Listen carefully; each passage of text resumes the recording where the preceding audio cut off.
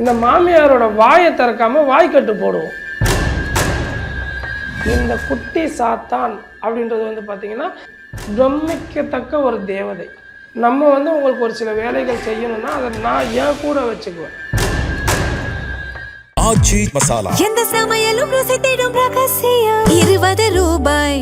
ஒரு பிரச்சனை, உங்களுக்கு ஒரு எதிராளி இருக்காங்க, அந்த எதிராளியோட ஃபோட்டோ வச்சு அவங்களோட துணி ஏதாவது வச்சு அதுக்கு உண்டான பூஜை நம்ம நைட்டில் பண்ணுவோம்.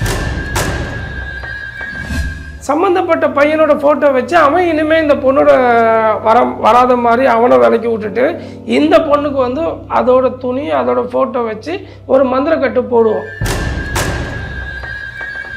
நான் வந்து செங்குட்டி கொடுக்குறேன், நான் செங்குட்டி உங்களுக்கு அனுப்பி விடுறேன்லாம் சொல்கிறாரு. செங்குட்டின்ற ஒரு விஷயம் கிடையவே கிடையாது. மந்திரங்கள் சொன்னால் அந்த மந்திரம் வந்து படிக்கிறதுக்காக, அதுக்காக இது வந்து வச்சுருக்கோம். இது இல்லைன்னா நமக்கு வந்து எந்த ஒரு பூஜையும் நம்ம பண்ண முடியாது. இது வந்து எப்பயுமே நம்ம கூடயே இருக்கும். இது உருவமாக உங்கள்கிட்ட காட்டுறேன், ஆனால் இது வந்து எப்பயுமே என் கூட ஒரு உயிராக என் கூடயே இருக்கும். எனக்கு நல்லது கெட்டது சொல்கிறது, நீங்கள் யாருன்னு என்கிட்ட சொல்கிறது. பக்தி கதைகள், பக்தி பாடல்கள் மற்றும் ஆன்மீக சொற்பொழிவுகள் மூலம் உங்கள் ஆன்மாவை தூய்மைப்படுத்துங்கள். இன்றைய ஆலய ஆப்பை டவுன்லோட் செய்யவும். ஆன்மீக கிளிட்ஸ் நேயர்கள் அனைவருக்கும் வணக்கம். இன்னைக்கு நம்மளோட கொல்லிமலை கோபு சித்தர் தான் இணைஞ்சிருக்காரு.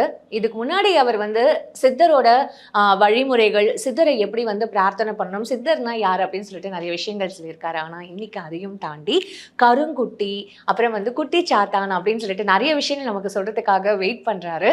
நிகழ்ச்சிக்கு போகலாம், ரொம்ப சுவாரஸ்யமா இருக்குன்றதை நம்புறேன். வணக்கம் ஐயா. வணக்கம்மா. எனக்கு ஒரு கேள்வி. இந்த ஸ்டார்ட் பண்ணுறதுக்கு முன்னாடி யூஸ்வலாக நான் வந்து இதுக்கு முன்னாடி சித்தர்கள் பற்றி கேள்வி கேட்கும்போது அவர் சொன்னார் சித்தரை பற்றி நம்ம பேசும்போது சித்தர்கள்லாம் நம்ம கூட இருப்பாருங்க அப்படின்னு அவர் சொன்னார். இப்போ நான் என்ன கேட்குறேன் அப்படின்னா, இப்போ நீங்கள் இந்த கொண்டு வந்திருக்கீங்கல்ல, இப்போ இவங்களை பற்றி நம்ம பேசும்போது இவங்கெல்லாம் நம்ம கூட இருப்பாங்களா? கண்டிப்பாம்மா, உங்கள் பக்கத்தில் நின்றுட்டு இருப்பாங்க, உங்கள் பக்கத்தில் நிற்கிறாங்க பாருங்க. ஸோ இது கண்டிப்பாக வந்து நான் இருக்கிற இடத்துல அவங்க இருப்பாங்க. கண்டிப்பாக உங்களுக்கு கொஞ்சம் காட்டுறீங்களா? இவங்க யாருன்றதை மக்கள் பார்க்கட்டும், யார் நம்ம கூட இருக்காங்க பாருங்க. இது இருக்கும். இது உருவமாக உங்கள்கிட்ட காட்டுறேன், ஆனால் இது வந்து எப்பவுமே என் கூட ஒரு உயிராக என் கூடயே இருக்கும். எனக்கு நல்லது கெட்டது சொல்கிறது, நீங்கள் யாருன்னு என்கிட்ட சொல்கிறது. ஸோ இந்த மாதிரி விஷயம் என்னை பற்றி ஏதாவது சொன்னாங்களா?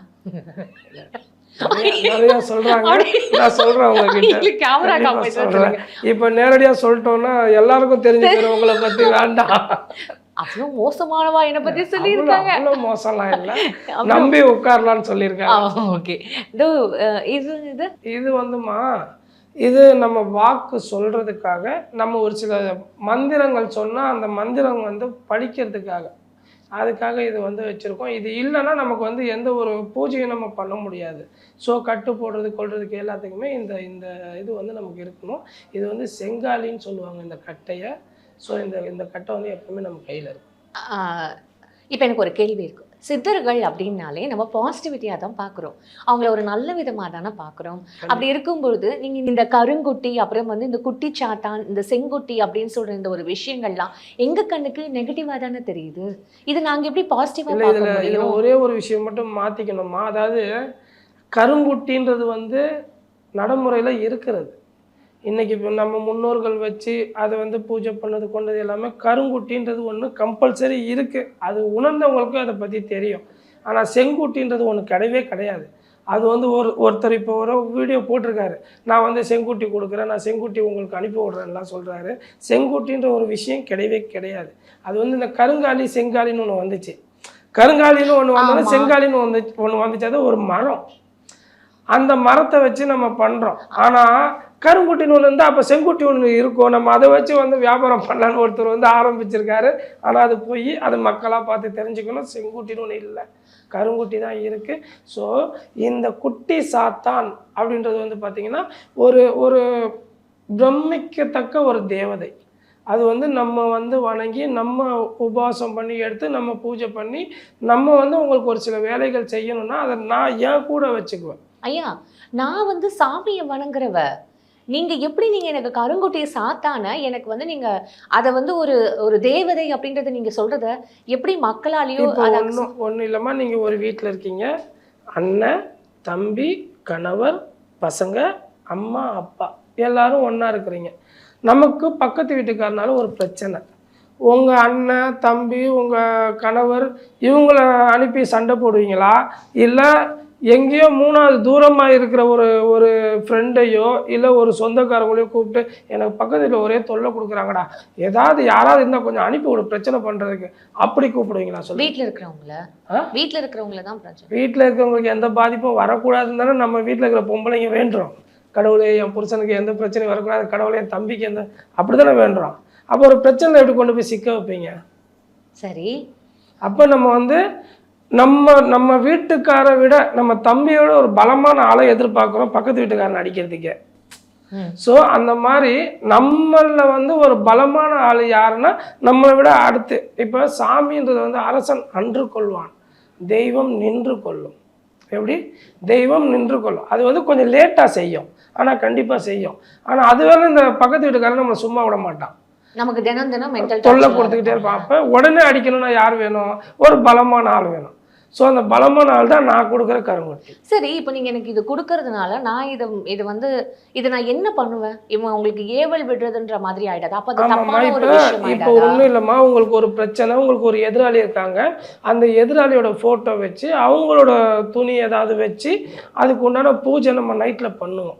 அந்த நைட்டு பூஜை பண்ணும்போது இன்னாருக்கு இன்னார் தொல்லை கொடுக்குறாங்க, ஸோ இவங்கள இந்த தொல்லையிலேருந்து காப்பாற்று, அப்போ இவங்க வர பாதையை தடுத்து விடு, இவங்க எங்கே எப்படி டிஸ்டர்ப் பண்ணுறாங்களோ அந்த டிஸ்டர்பன்ஸ் இல்லாமல் ஒன்று இவங்கள ஊருக்கு அனுப்பு, இல்லை இவங்களுக்கு ட்ரான்ஸ்ஃபர் கொடு, இல்லை இவங்களுக்கு உடம்பு முடியாமல் இவங்கள பற்றி யோசிக்காமல் படுக்க வை, இந்த மாதிரி விஷயங்கள் செஞ்சு விட்ருவோம். அது தப்பு தானே? பில்லி சூன்யம் ஏவல் அப்படின்றதே இங்க ஒரு தப்பான ஒரு நடைமுறையாக தானே பார்க்கறது ஐயா. அப்படி இருக்கும்போது இந்த விஷயம் ஊசி குத்துனா வலிக்கும் தானம்மா, ஊசி குத்துனா வலிக்கும் தானே, அறுத்தா வலிக்கும் தானே. அதுக்காக டாக்டர் நமக்கு உடம்பு சரியில்லைனா ஊசி குத்த மாட்டோம், ஐயோ வலிக்கும், ஐயோ அறுத்தா வலிக்கும்னு சொல்லிட்டு அறுக்காம இருந்தால் ஆப்ரேஷன் நடக்குமா? ஊசி குத்தாம இருந்தால் உடம்பு நல்லாகுமா? சரி, இப்போ எனக்கு இன்னொரு கேள்வி, மற்றவங்களுக்கு இப்போ நான் அது கெடுதல் செய்யற மாதிரி ஆயிடாதா? அப்போ அது எனக்கு கெடுதல் தானே? அவங்க செய்யறாங்கல்லம்மா உனக்கு, இப்போ அவங்க நமக்கு செய்யும் போது நம்ம அவங்களுக்கு திரும்பி செய்யறது தப்பு கிடையாதுல்ல. சொல்றது புரியுதுங்களா? இப்போ சும்மா இருக்கிறவங்களுக்கு நம்ம எதுவும் செய்ய போறது கிடையாது. நமக்கு ஒருத்தவங்க தொல்லை கொடுக்குறாங்க, இவங்களால என் குடும்பம் பாதிக்கப்படுது, ஒன்றும் இல்லை, உங்கள் பொண்ணு ரோட்டில் போய்கிட்டு இருக்கு, காலேஜுக்கு போய்கிட்டு இருக்கு, ஒரு சம்மந்தமே இல்லாத ஒரு பையன் நடு ரோட்டில் நின்று அந்த பிள்ளைய டிஸ்டர்ப் பண்ணுறான்.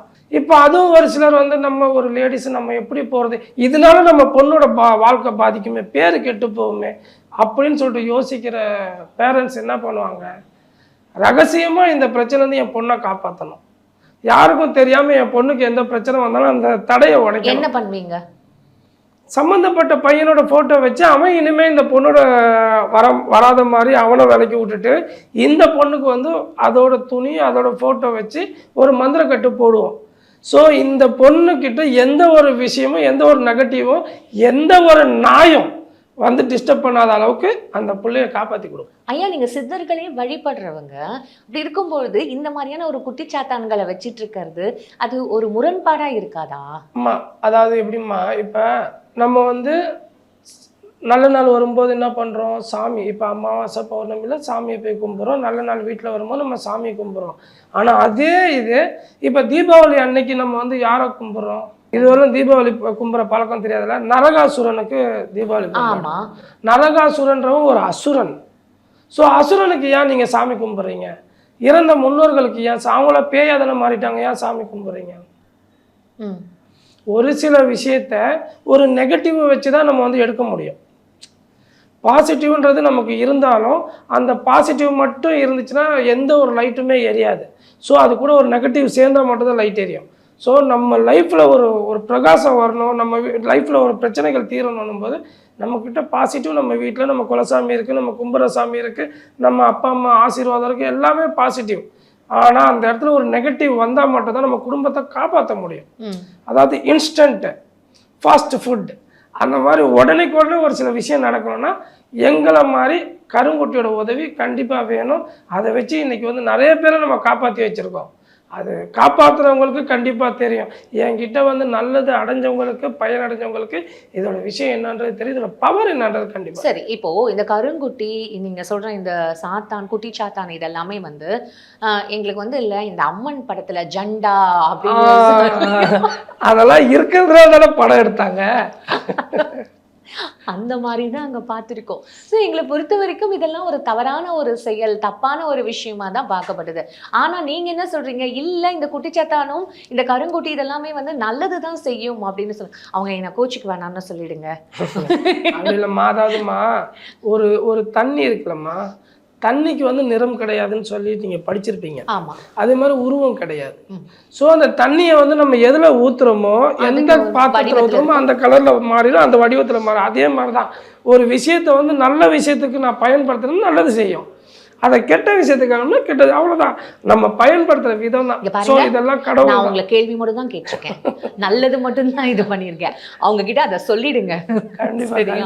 Okay, jokes apart. இப்போ இந்த கருங்குட்டியும் சாத்தானும் இந்த குட்டி சாத்தானும் அப்படின்றது, இப்போ நான் வந்து ஒரு விஷயம் உங்ககிட்ட வந்து சொல்றேன், அது உண்மையா பொய்யான்றத நீங்க ஆராய்வீங்களா? ஆராயாம இல்ல ஏதாவது ஒரு விஷயம் செய்ய முடியாது. இல்ல, நீங்க வரும்போதே உங்களை பத்தின விஷயங்கள் என்கிட்ட சொல்லிடுவாங்க.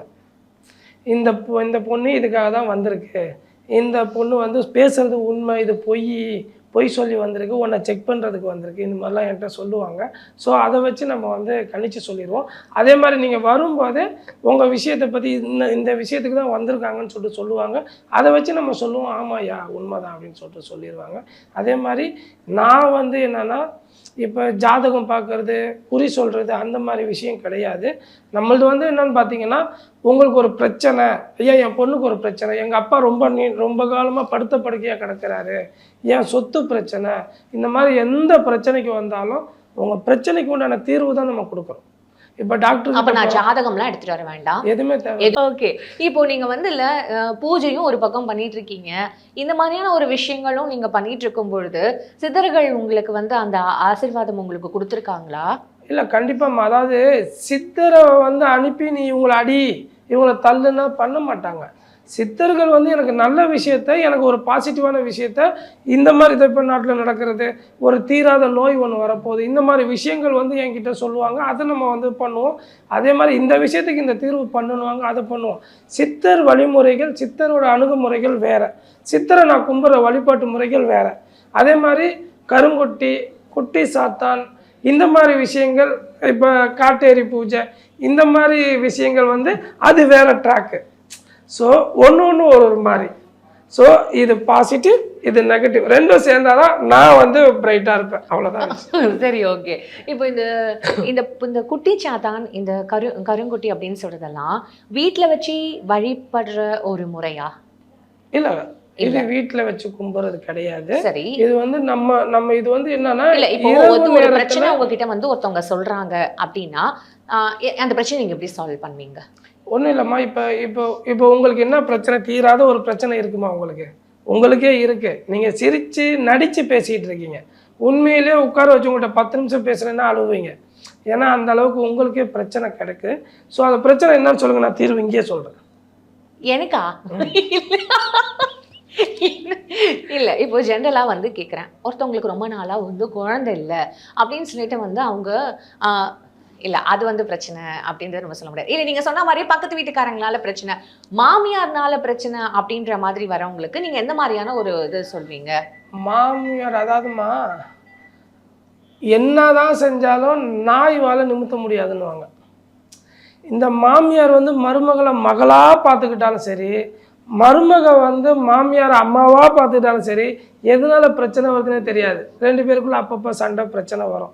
ஸோ இந்த மூக்குன்னு இருந்தால் சளி இருந்துக்கிட்டே இருக்குன்ற மாதிரி மாமியார் மருமக ஒன்றா இருந்தால் பிரச்சனை இருந்துக்கிட்டே இருக்கும். ஆனால் இவங்க 2 பேரில் ரொம்ப முக்கியமான பாவமான ஜீவன் யாருன்னா, இந்த 2ஐயும் ஒன்றா வச்சு பார்த்துக்கலாம் பாருங்க மகங்காரன், அதுதான் பெரிய பாவம். ஸோ நம்ம அவங்களுக்கு செய்கிறோமோ இல்லையோ, ஃபஸ்ட்டு இவனை காப்பாற்றுறதுக்கு ஒரு பிரச்சனை பண்ணணும்.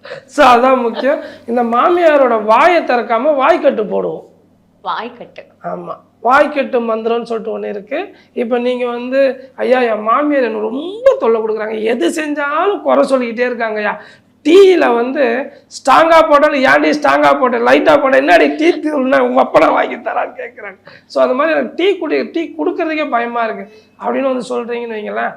அடுத்து நீங்கள் என்ன கொடுத்தாலும் எப்படிம்மா போட்டேன் நல்லா இருக்குமா அப்படி சொல்லக்கூடிய ஒரு மாமியாராக மாற்றி கொடுத்துருவோம். ஓகே. ஸோ இது வந்து வேலைக்கு போகிற இடமா இருந்தாலும் சரி, இல்லை வீட்டில் வந்து பிரச்சனை இருந்தாலும் சரி, இந்த மாதிரி நீங்கள் வந்து இதுக்கு வந்து ஒரு தீர்வு இது பண்ணுவீங்க. உண்மையாகவே இந்த கருங்குட்டி, இந்த குட்டி சாத்தான்ற ஒரு விஷயங்கள்லாம் நடைமுறையில் இருக்குது அப்படின்றது வந்து எவ்வளோ பேரால் நம்ப முடியுதுன்றது நமக்கு தெரியல. ஆனால் நீங்கள் அதுக்கும் வந்து உயிர் இருக்குது, அதுவும் உங்கள் கூட இருக்குது அப்படின்றத இன்னொரு ஒரு பரிமாணத்துலேருந்து நிறைய விஷயங்கள் வந்து இன்றைக்கி நீங்கள் சொல்லியிருக்கீங்க ஐயா. இதை பார்த்த வீடியோ பார்க்குற அந்த மக்களுக்கு இது எப்படி எடுத்துக்கிறாங்கன்றதை அவங்களே வந்து சொல்லட்டும். நான் நிறைய விஷயங்கள் கற்றுக்கிட்டேன். உண்மையாகவே உங்கள் நேரத்துக்கு ரொம்ப நன்றி ஐயா. நன்றிம்மா. ஆச்சி மசாலா எந்த சமையலும் ருசி தேடும் ரகசியம் 20 ரூபாய். பக்தி கதைகள், பக்தி பாடல்கள் மற்றும் ஆன்மீக சொற்பொழிவுகள் மூலம் உங்கள் ஆன்மாவை தூய்மைப்படுத்துங்கள். இன்றைய ஆலய ஆப்பை டவுன்லோட் செய்யவும்.